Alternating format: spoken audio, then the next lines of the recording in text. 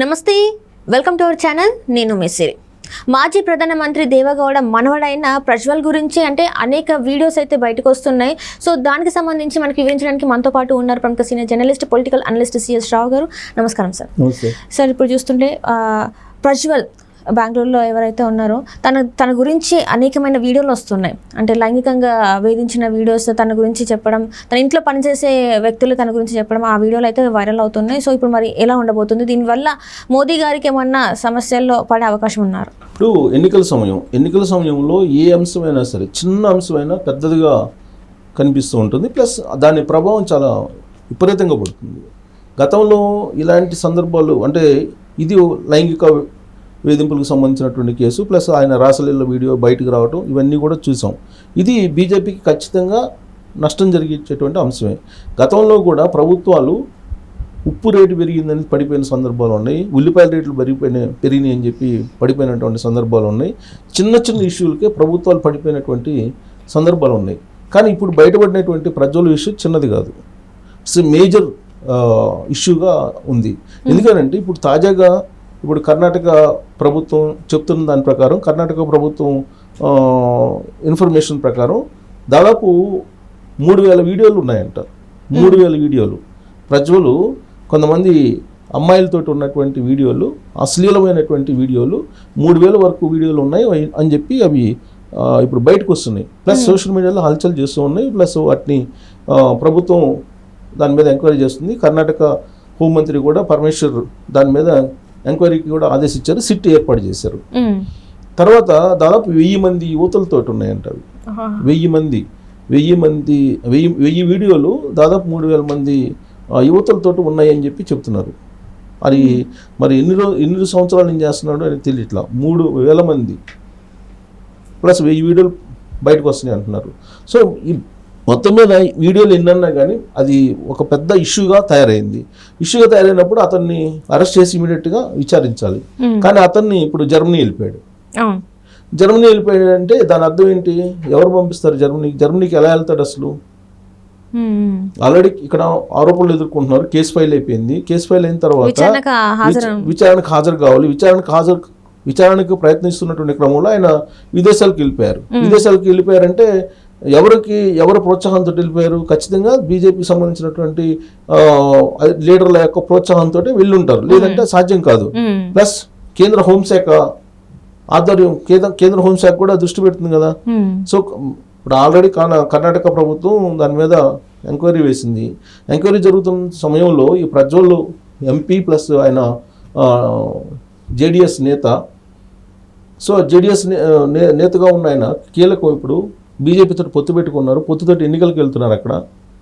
ఇలాంటి సమయంలో ఆ వీడియోలు రావటం ఇవన్నీ కూడా బీజేపీ యొక్క సహకారం ఉంది అని చెప్పి విమర్శలు వస్తున్నాయి బీజేపీ మీద. ఈ మధ్య కాలంలో రెజ్లర్ ఢిల్లీలో ఆయనకు కూడా టికెట్ ఇచ్చారు. రెజ్లర్లు అందరూ కూడా ప్రొటెస్ట్ చేశారు. ఢిల్లీ కేంద్రంగా చేసుకుని దాదాపు కొన్ని నెలల పాటు ప్రొటెక్ట్ చేశారు. అయినప్పటికీ కూడా నరేంద్ర మోడీ ప్రభుత్వం పట్టించుకోకపోగా ఇప్పుడు ఆ రెజ్లర్లని ఎవరైతే లైంగికంగా వేధించారని చెప్పి ఆరోపణలు ఎదుర్కొంటున్నారో ఆయనకే మళ్ళీ టికెట్ ఇచ్చి ఆయన్ని వెనకేసుకొని వస్తుంది బీజేపీ.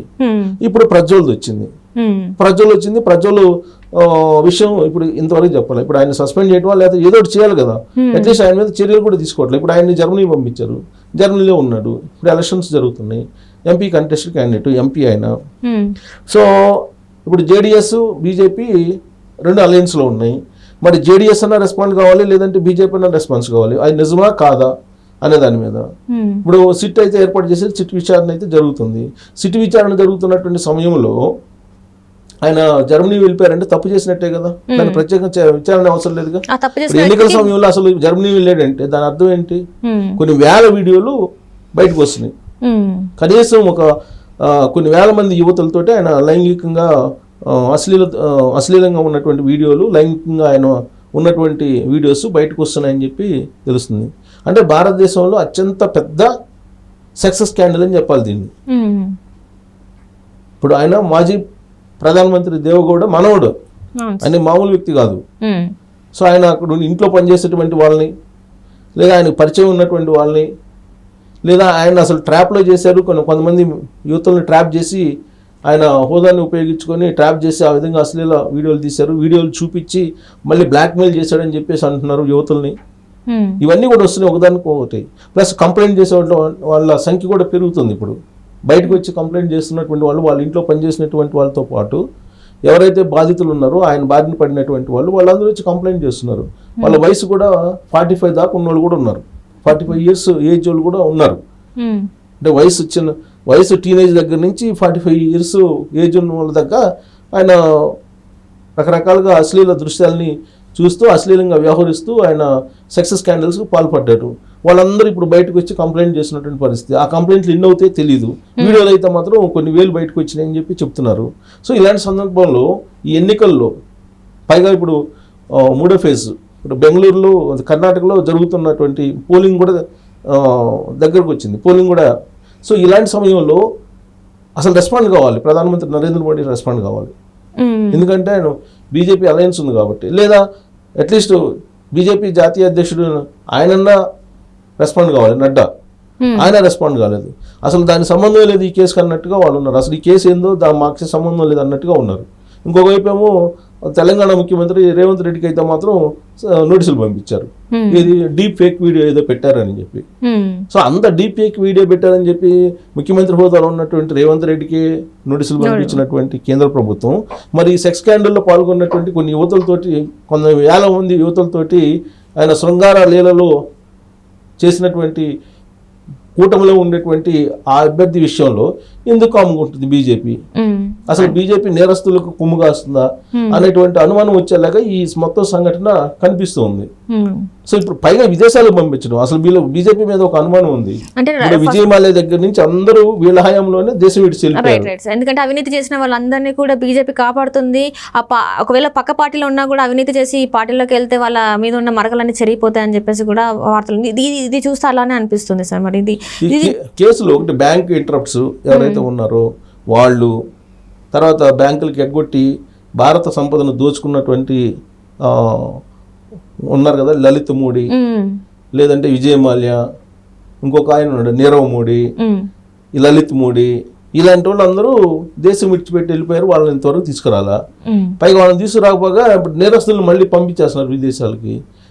విదేశాలకు పంపిస్తున్నటువంటి వాళ్ళు ఉన్నారు. ప్లస్ వేరే పార్టీలో ఉంటూ అవినీతి పాల్పడితే వాళ్ళని తీసుకొని క్లీన్ చిట్ ఇచ్చేస్తున్నారు.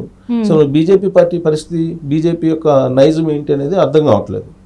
సో ఇప్పుడు ఈ కేసులో కనుక రెస్పాండ్ కాకపోతే మిగతా పోలింగ్ 2 ఫేజులు అయిపోయినాయి, మిగతా ఉన్నాయి కదా, దాని ఎఫెక్ట్ దేశవ్యాప్తంగా పడేటువంటి అవకాశం అయితే లేకపోలేదు. ప్రజ్వల్ అనేది అతను మామూలు సెక్స్ స్కాండల్ ఇరుక్కోలేదు, పెద్ద సెక్స్ స్కాండల్లో ఇరుక్కున్నాడు. సో దానికి సమాధానం చెప్పాలి, బీజేపీ సమాధానం చెప్పాలి. విదేశాలకు ఎందుకు పారిపోయాడు, ఎలా పారిపోయాడు, అది కేంద్ర ప్రభుత్వం యొక్క వైఫల్యమా లేదంటే రాష్ట్ర ప్రభుత్వం యొక్క వైఫల్యం అనేది తేల్చాలి. Right thank you so much sir. Thank you.